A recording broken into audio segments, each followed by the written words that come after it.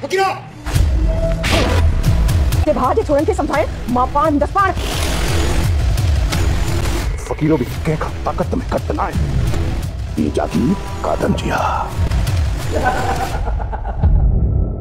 दोस्तों अॼु जी नई अपडेट में तव्हां सभिनी पहिरीं प्यारनि खे ख़ुशि आमदीद। अॼु रिव्यू करण वारा आहियूं मेगा सोप सीरियल रियासत।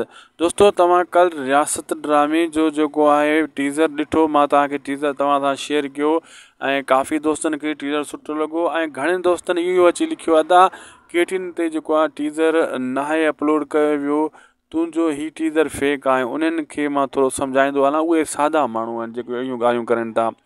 भाउ केटीएन वारनि फेसबुक ते पंहिंजे पेज ते ॾिनो आहे इहो टीज़र, वञी तव्हां चेक करे सघो था।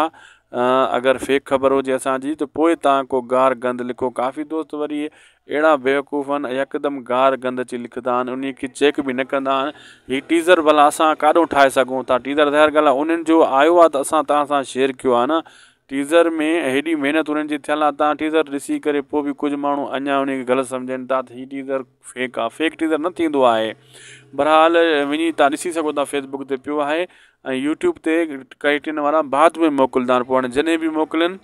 बाक़ी रही ॻाल्हि टीज़र 2 जी, टीज़र 2 बि तमामु जल्द अचण वारो आहे रियासत ड्रामे जो ऐं तव्हांजे अॻियां धमाकेदार एक्शन ईंदा। उन में इरफान शेख जा एक्शन ॾेखारिया वेंदा ऐं जेका ॿिया अदाकार आहिनि उन्हनि जा एक्शन ॾेखारिया वेंदा। छो त 4 टीज़र हूंदा आहिनि, हर टीज़र में हर अदाकार जो एक्शन ॾेखारियो वेंदो आहे। पहिरीं टीज़र में उमेद अली कलवड़, एस भट्टी, उन सां गॾोगॾु सना रज़ा ऐं ख़ासि करे जेको मेन कैरेक्टर आहे आज़म मेगल, इन्हनि जो एक्शन तव्हांखे ॾेखारियो वियो ऐं फ़हीम भुट्टे जो बि एक्शन तव्हांखे हिन में ॾेखारियो वियो।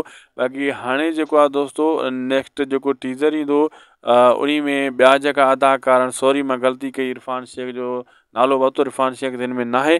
जेका ॿिया अदाकार आहिनि उन्हनि जा जेको आहे न टीज़र ॿिए टीज़र में झलकियूं तव्हांखे ॾिसण वटां मिलंदियूं। ऐं दोस्तों अॼु जो वीडियो पोइ पंहिंजी पुॼाणी ते जी अपडेट तव्हांखे सुठी लॻे त शायदि कोसो व्लॉग यूट्यूब चैनल खे ज़रूरु सब्सक्राइब लाइक शेयर कंदा। हीअ अव्हांजो चैनल आहे।